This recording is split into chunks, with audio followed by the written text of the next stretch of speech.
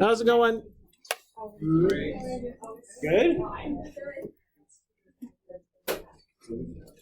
So we're going over the other ones. Yep. We'll talk more about transformations and go over the other functions as well. Yeah. I need more pictures. It needs more pictures, I know. Honestly, this is my least favorite section. Oh, great, yeah. Yes. I don't, yeah. Graphing's not the most fun thing to do, but it's important. Was that? Oh, I hate graphics. Oh, that's okay. Yeah. You're allowed to hate it, that's fine. You're allowed to like it too.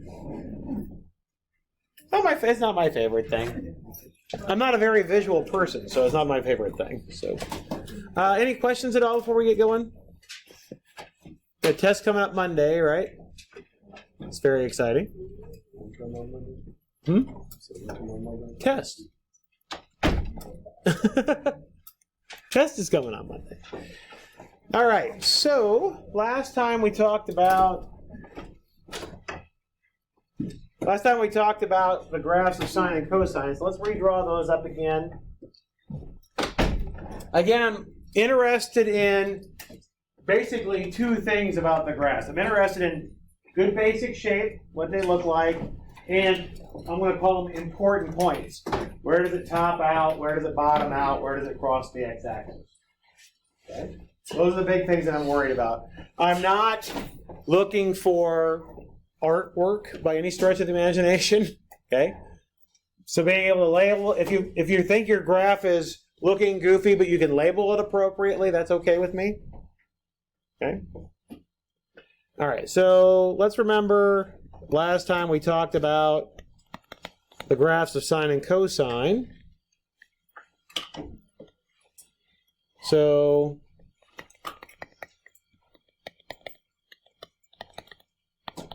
usually when I draw these things, I try to draw a couple of periods. So usually I'll start with drawing something from negative 2 pi up to 2 pi, and it gives me a couple of periods for the function. How high and how low does the sine function go? 1 and negative 1? Right? Okay. Where does it cross the x-axis? Okay, so 0, where else? Yeah, the pi and 2 pi, negative 2 pi, all the multiples of pi, right? Where does it get up to 1 at? Let's just look from 0 to pi over 2, or sorry, 0 to 2 pi to start with. Where does it get up to 1? Pi over 2, and down to negative 1 at 3 pi over 2, right? And so we have a mirror image, not a mirror image, but an exact copy over to the left too, right? So up and down and back up again and down and up. And then if you wanted to continue, you could keep drawing the same pattern, right? This pattern would get repeated from 2 pi to 4 pi, 4 pi to 6 pi, and so on, or negative 4 pi to negative 2 pi, negative 6 pi to negative 4 pi. You can go back as far out to the right as you want, far out to the left as you want. That's what it looks like. But ordinarily, I'm going to want you to be able to draw a couple of periods for me to see what it looks like. That's okay? So this is our basic shape for sine. For cosine, let's do the same thing.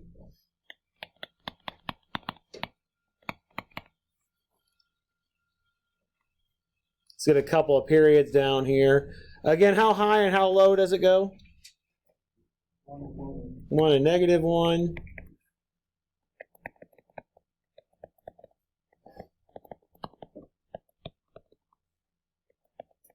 Again, just going a couple of periods here. So did 0 to 2 pi out to the right. I'll do a 0 out to negative 2 pi to the left. Where does cosine cross the x-axis at? That's the y-axis. You're right. So where does it cross the x-axis? At pi over 2 and 3 pi over 2. And if I go to the left, it'll be... If I go to the left instead of the right, it'll be negative pi over 2, negative 3 pi over 2, right? And it crosses the y-axis at 1. Good. Okay. Where does it get down to negative 1? Over here on the right side, where does it get down to negative 1? At pi. And then it's back up to 1 at 2 pi again, right? And then we have a copy over here on the left. So if I start drawing this, we come down and bottom out, up and top out, down and bottom out, up and top out. And again, we can repeat this over and over and over again. Right? We came up with those graphs last time. We'll do the other 4 here today as well, but I want to just play around with some properties of this. We started this right at the end of class last time, but the idea here is we're going to start doing some transformations on these things. Start stretching it and shrinking it either vertically or horizontally, and start shifting it around either vertically or horizontally. So last time we talked about what happened when we multiplied by a 2. We did y equals 2 sine x, right? And that stretched it vertically. Same idea that you do in algebra class, right? For any other function that you've done. Right? Okay. So these concepts that we're going to be doing are the same concepts that you've done in algebra class before. We're just going to give them different names that go along with trig function type of ideas. Okay. So we call that the amplitude change, right? When we stretched it. Okay. So we'll have some other ones, some other ideas as well. So let's do one with a cosine here. So let's start with this graph. Let's say we wanted to do, say we had f of x is equal to cosine of 3x.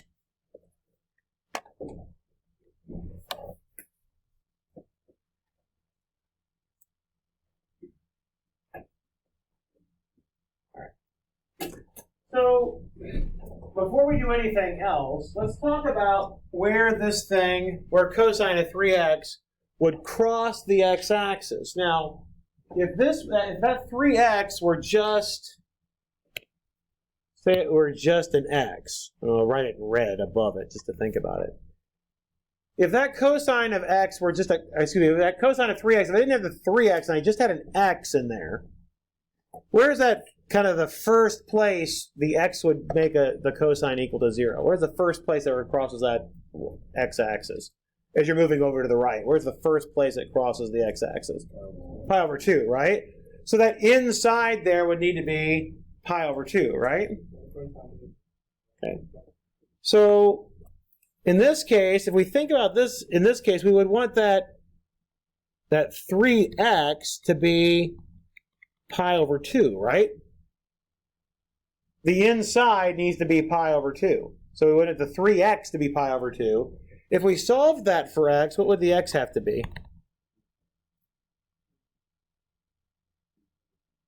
That's multiplying by 3, right? We want to divide both sides by 3. It'd be pi over 6, right? Because the 3 is going to go in the denominator when we divide by, yes? I'm sorry, why did you set 3x equal to pi over 2? I'm just trying to figure out if this were an x instead of a 3x. I'm kind of trying to figure out where it crosses the x-axis. Okay? So I noticed that the original crosses at pi over 2. So I would need that 3x to be pi over 2 to see where it crosses the x-axis. Okay. Hopefully it'll become clear why I'm trying to do this here in a second. Okay? All right. So I would need this to be at pi over 6. Notice when we divided the pi over 2 by the 3, right? We agree with that? Okay. Same idea here. What if I wanted this output to be -1? What would I need to plug into the cosine function to get out -1? Pi, right? If you set the 3x equal to pi, you would get x is equal to pi over 3. Notice for all of these points, we're dividing the x-coordinate by 3, right? Right? So when we have this transformation that's on the inside, so notice that 3 is on the inside of the function, I end up dividing all the x-coordinates by a number rather than multiplying. Remember last time when we did the 2 sine of x, what did we do with the y-coordinates? We multiplied them by 2, right? In this case, when we do these x's, we're going to divide them by the number. Okay? So, but I can still do the same kind of change like I did last time. Remember I just changed the scale? I can do the same thing here. All of these x-coordinates are all going to get divided by 3. So instead of pi here, what would we have? Pi over 3. Instead of 2 pi, we would have 2 pi over 3.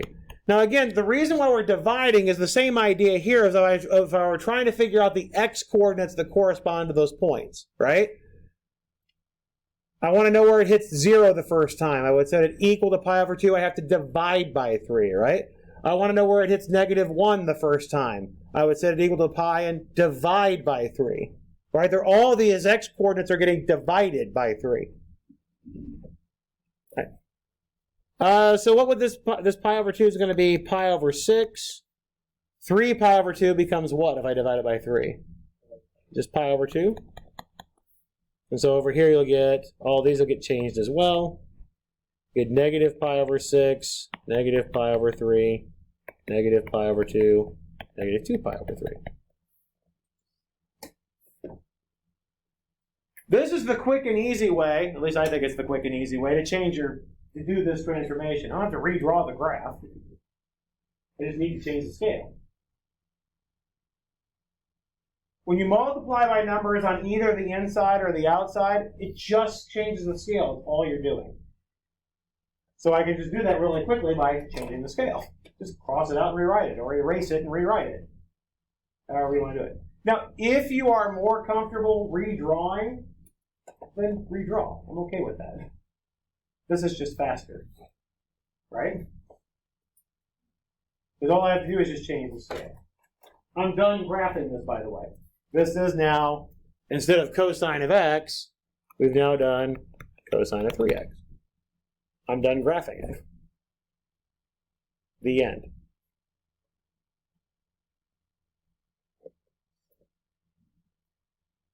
Now, notice what this did. Basically, if you think about it from a picture standpoint, I zoomed in. You played with your calculators and done zooming on graphs before? I've zoomed in, right? I made my window smaller.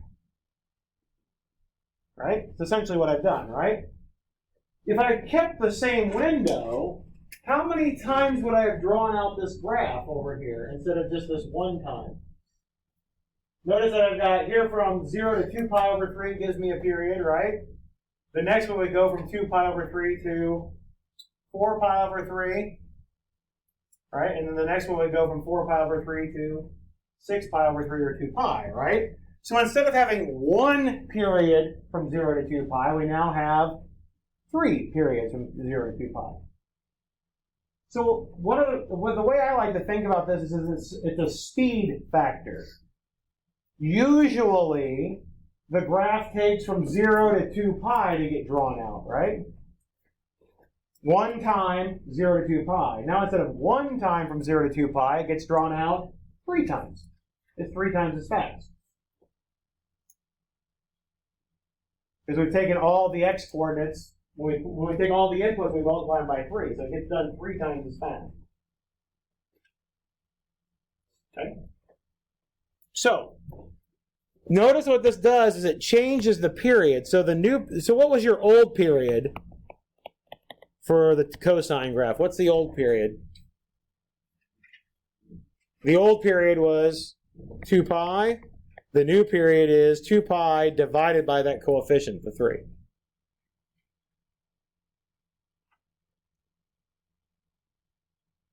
So to find the new period, we take the old period and divide by that coefficient on the x. Okay, so that's where this is coming from. We start with the period of the graph. The original graph was 2 pi, and we're dividing by the 3. Did we change the amplitude here at all? No. Amplitude's the same, right?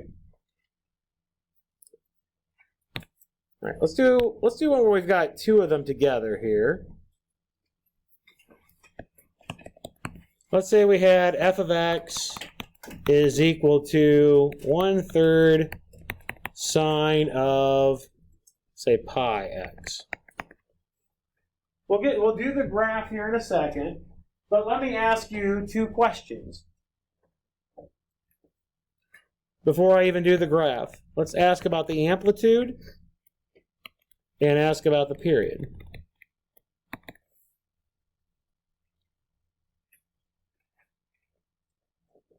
All right, so what does the amplitude start as? 1. And what are we multiplying on the outside by? 1/3. So what does that do to the amplitude? Changes it to 1/3. Good. Yep, I agree. You okay with that? Okay. What does the period start out as? 2 pi. What are we going to divide the period by? Pi, because we divide by what's in that coefficient there. And so the period is going to turn out to be 2, right?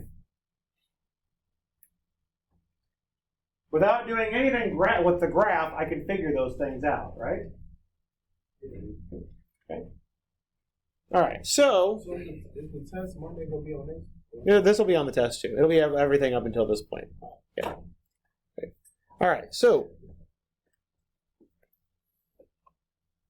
again, if we think about where the graph starts originally, we start with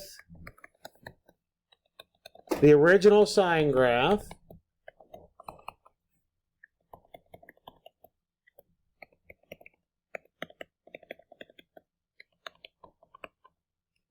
So we have 0, 0, kind of the starting point, right? Goes up to 1 at pi over 2, 0 at pi, down to -1 at 3 pi over 2, back to 0 at 2 pi, and then exact copy on the left here.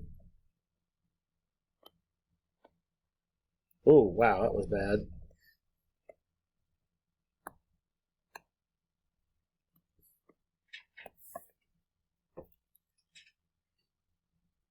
That's what the graph starts. That's what the graph looks like originally, right? But you just, now I don't have, if I draw it this way to start with, I don't have to redraw anything if I don't want to. I can just change the numbers. I can change the scale. What's the new scale for the y-axis?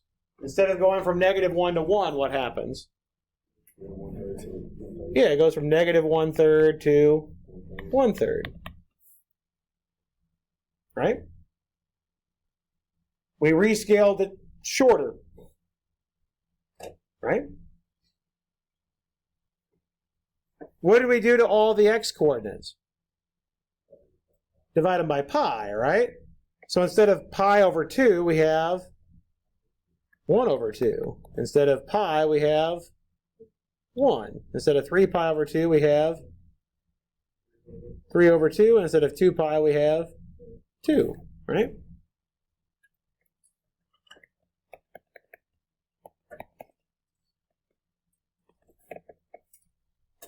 The end.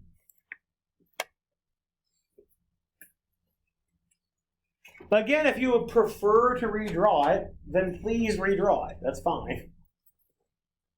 I'm lazy. I'm a mathematician. Mathematicians are inherently lazy. If I can save myself some work, I'm going to save myself some work. I don't need to redraw it. I just need to change the scale.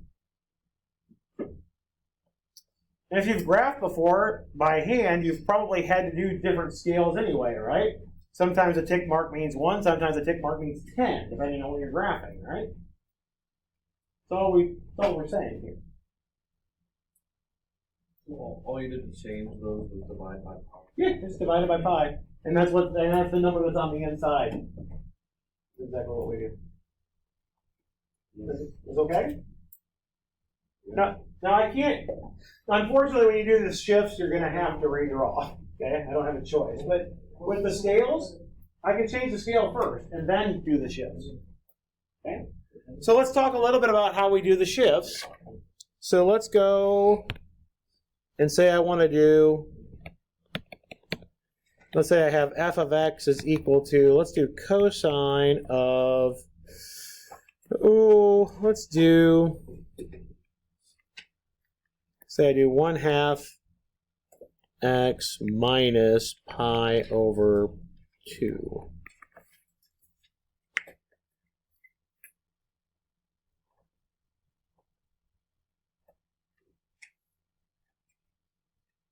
Okay, so is that, I notice I've got a 1/2 in here too, but is that what's on the inside there going to, well, since it's on the inside, and the minus pi over 2 is on the inside, does that affect the x's or the y's, the inputs or the outputs? Yeah, it's the x's, right? 'Cause it's on the inside of the function, right? Right, it's affecting the inputs. So it affects the inputs. Are we going to have a horizontal thing happen or a vertical thing happen? Horizontal, right? And since it's subtracted or added, it's a shift, right? Talked about shifts before in other classes. So this is going to be a shift, some sort of a horizontal shift. For trig functions, we refer to that horizontal shift as what's referred to as a phase shift. Okay.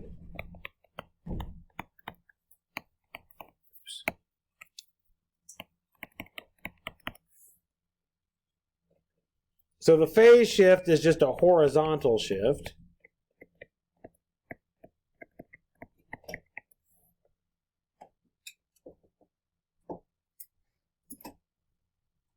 The easiest way to figure out what that phase shift is, how far left or right you're going to go, is to do the same kind of thing that we did with how I did with the period.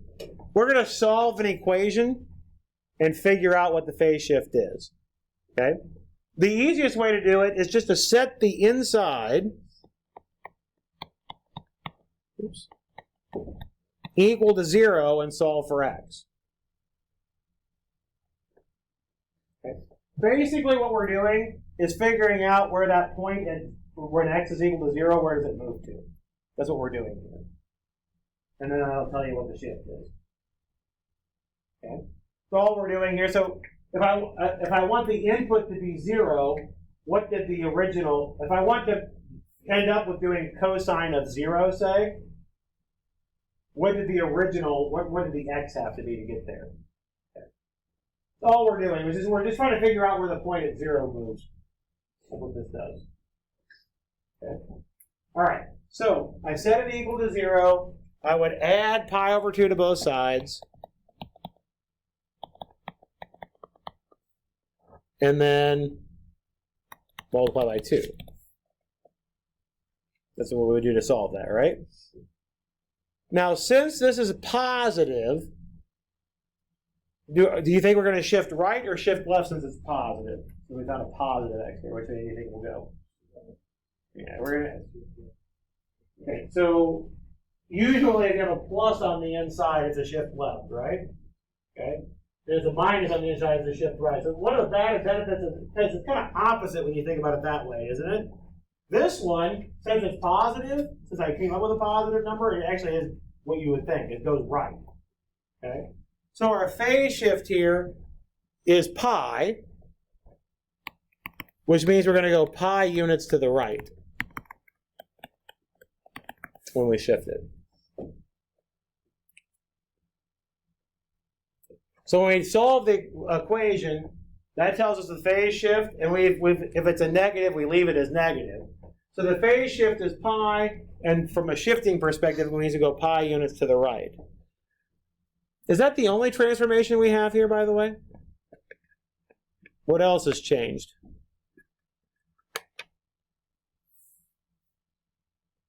What's the other transformation that's going to happen with this graph? The period's going to change, right? How do you know the period's changing? Yeah, that half here, right? That 1/2 x is telling you the period's changing, isn't it? Okay. So what's the new period going to be? And how did you figure that out? Good. That's exactly right. Take your period divided by a half and get 4 pi. That's your new period, correct? Okay. All right, so let's think about how this graph goes. We've got a phase shift of pi. We've got a period of 4 pi. We'll do the period change first and then shift it. Okay? Because again, the period, the scaling changes are easy. So let's get a graph here.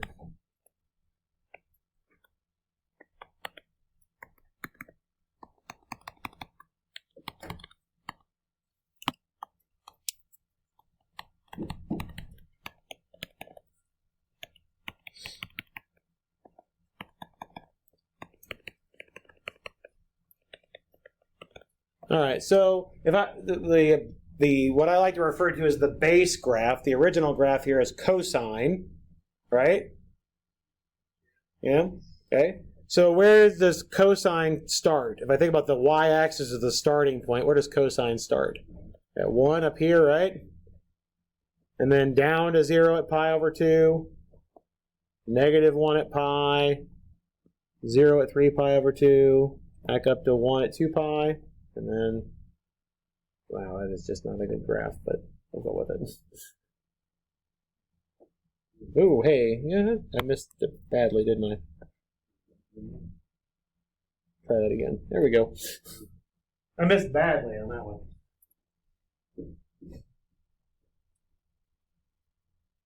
All right, so how can we change the period?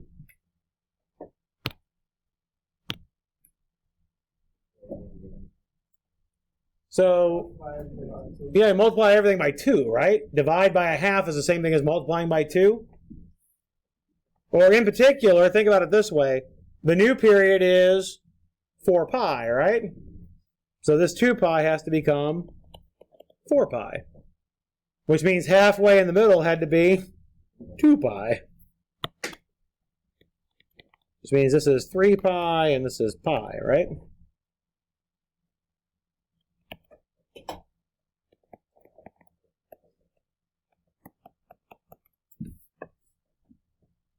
Right? It's the new period, isn't it?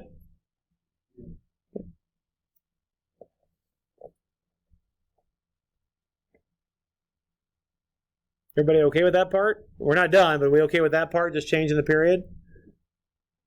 Do we need to change the amplitude at all on this one? No, because it was a 1 out in front, right? It was just cosine of. Okay. All right, now everything needs to go which way?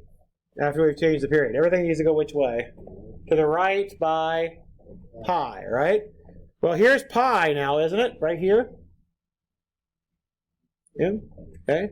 So this point that's here is going to get moved here. That's right pi, isn't it? Okay. This point here is going to get moved here. This point down here at the bottom is going to get moved a little bit farther over than that. This part here on the x-axis is going to get moved over here. And then likewise with the rest of these. Notice that I'm just going with, I really am just moving the points that are either at the top or the bottom or along the x-axis, right? Just trying to figure out where they go. Just trying to get an idea of what goes on. Now I just make the same shape. So this is going to go up, down, up, down, up. So the red one is your final graph here.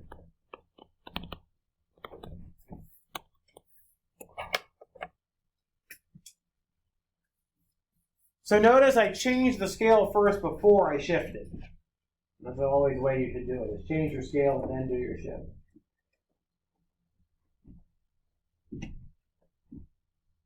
Questions on this one?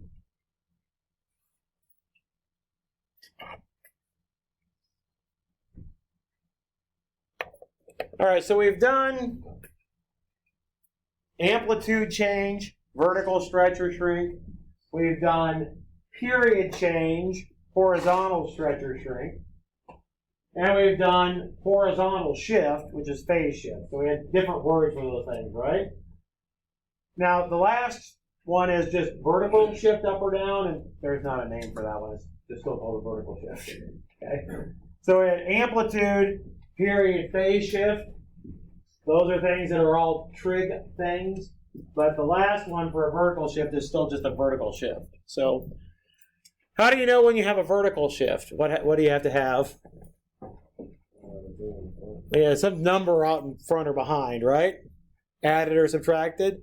So let's see if we can do an example here where we put several of these together. Let's say we have f of x is equal to, I'll say, I'm going to put one more transformation in here too. Let's do a negative 1/2 sine of, let's say we have pi over 3x. Let's do a plus pi over 9. And then let's say we have minus 1. There's a bunch of stuff going on here.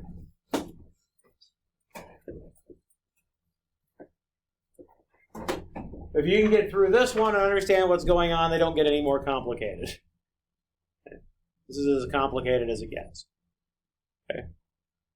I even threw an extra thing in there with putting a negative sign out in front to remind us of what we do there too.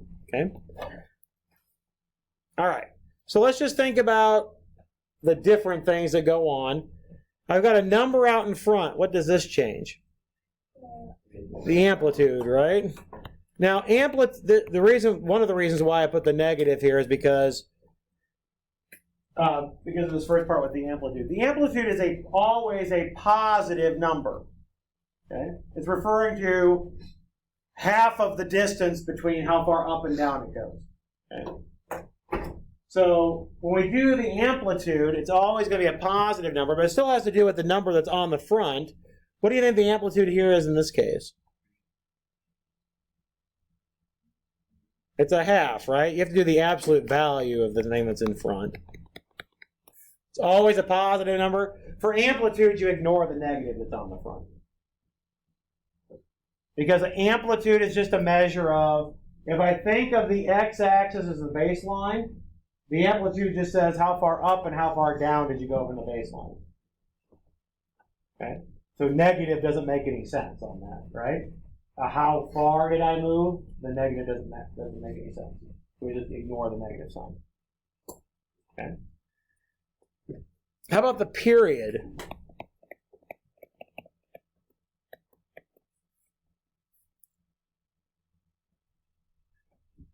How do we find period? Good. I take the 2 pi and divide it by the number in front of the x, right?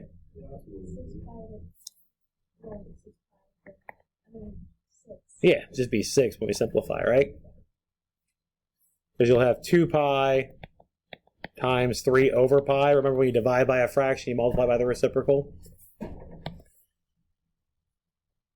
Right? Okay. Phase shift. What can I do to find the phase shift again? Yeah, set the inside equal to 0.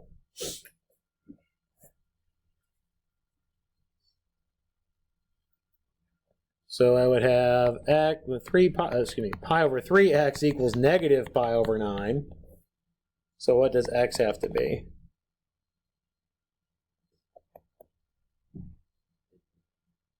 A negative 1/3, right? Because I would multiply again by 3 over pi, right? So since I have a negative in front of this, which way are we going to move, left or right? Left, good. The phase shift, again, positive is right, negative is left. The way you would want it to be, right? All right, so last thing that we haven't talked about, but this should be something that's familiar from what you've done before. Your vertical shift. What number tells you about the vertical shift? The -1, and what does that tell you happens? Down 1, good. Cool. So notice I didn't even do anything with a graph, right? I just can write all of this down without doing anything with a graph, right? Now we'll do the graph here in a second, but I can just, from the way the function is written, I know all of this information, right? So that, again, number in front tells us about the amplitude. Number multiplied by the x helps us find the period. Inside, setting it equal to 0 tells us how to find the phase shift. Number on the end tells us about the vertical shift, either up or down. You okay with that? All right. We'll come back to that negative sign out in front here in a second, but let's see if we can get this started to graph here. Maybe.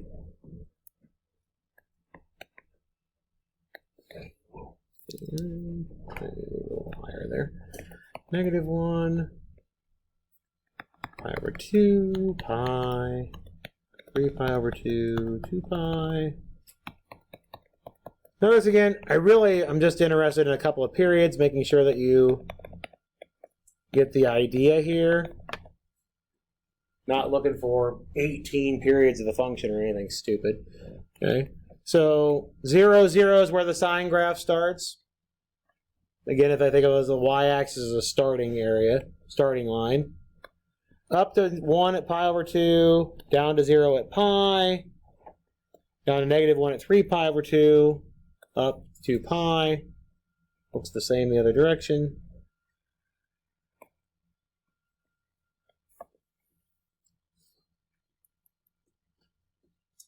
What's the new amplitude? 1/2. So I'm going to change the 1 and the -1 to 1/2 and -1/2. Right? What happened to the period? Instead of 2 pi, what did it become? 6, right? So I can change the 2 pi to 6, right? Right? So what would the pi, if 2 pi changed to 6, what would pi change to? 3, right? And then we can probably get the rest of these. Halfway between 0 and 3 is 3 over 2. Halfway between 3 and 6 is 9 over 2, 4.5. So then this will be -3/2, -3, -9/2, -6. Notice I didn't think about actually multiplying each of them by 3 over pi. Right? I just changed the 2 pi to a 6 and then went from there. Divided in half and then divided in half again.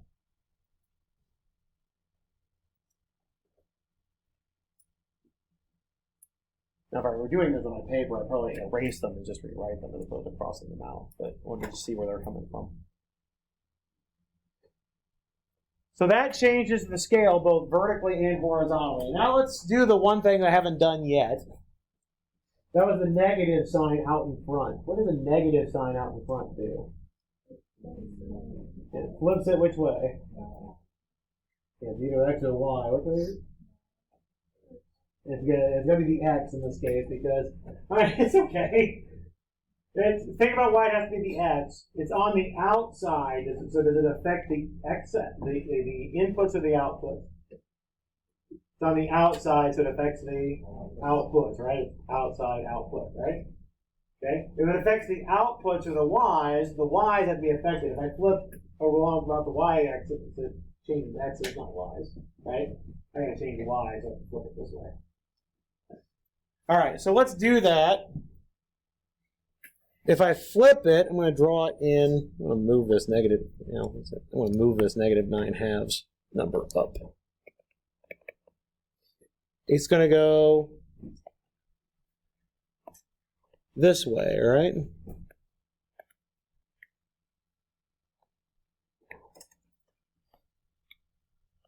That's what it's going to look like flipped.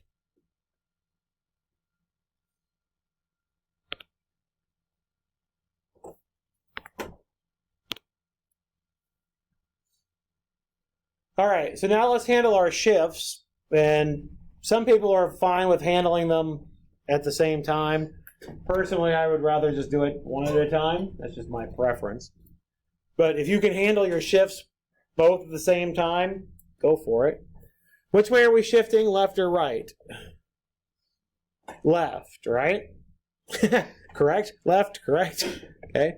Because it was a negative one here, third here for our phase shift. All right. So I got to figure out where these things go. This point needs to go left a third. Well, a third is about here relative to the graph. It's about a sixth of the way over. Not a sixth of the way. It's a little bit farther than that. Doesn't matter. You're just trying to get it over a third, right? Okay. A little bit bigger than a six. That's the wrong number, but we're negative 3/2, so negative a half would be about a third of the way over. Just trying to get close, right? Negative 3/2 is here, correct? Yeah. Negative a half is a third of that, and negative a third isn't quite there, so it's a little bit short of negative a half. You want to get it close. You're gonna write down this other information for me anyway. I just want to know that you understand where it's going. Okay. All right. So it's going to the left. Yep, because it's a negative a third. Yep, just put it going to the left a third. Yep. And then so then all these rest of these points will be moved over a similar amount.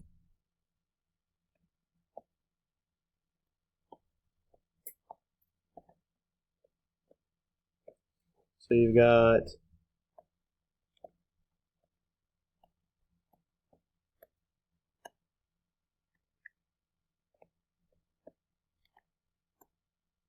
hey.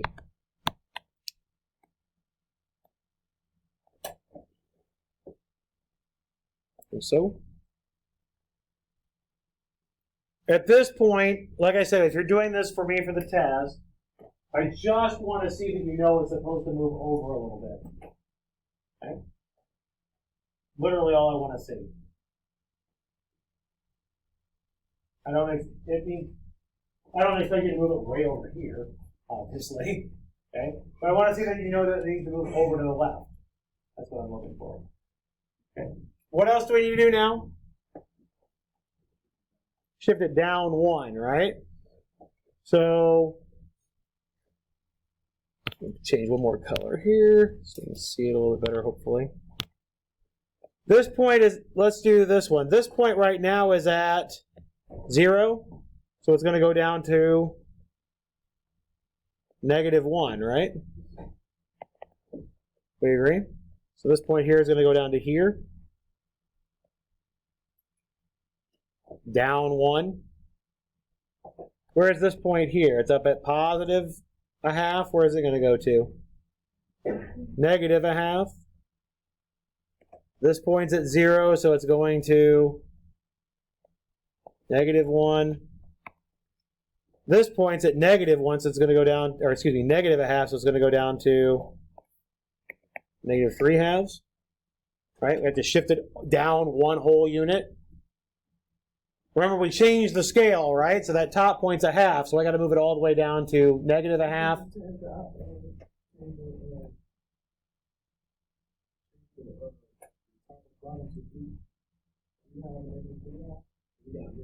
You got to shift the whole thing down, yeah. Because if you change it to 3/2 and -3/2, it changes the scale again. This is not changing the scale, it's literally a rigid shift. Nothing's getting stretched in this case. So then this one comes down to here. This one comes down to here. This one to here. And this one to here. So we get, should be a carbon copy.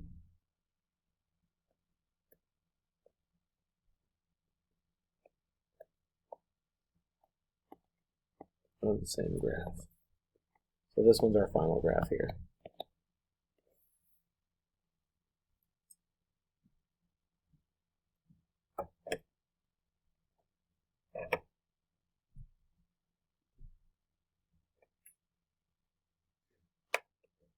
I know it takes a little bit of practice with getting where to shift to, absolutely. But does the ideas of how we found the amplitude, how we found the period, how we found the phase shift, vertical shift, those are all okay? Okay? Because those period changes and all those things are all the same as we go to the new stuff. So, only got 5 minutes, so I don't really have time to get into the other ones. So, let's stop here. I think for your exam for Monday, I might start talking about the other 4 graphs, but I'm just going to do sine and cosine on this test. We'll save the other ones for the next one. Okay? So, we'll do a couple more of these to practice on Friday. Sound good? All right. Have a good one. We'll see you then.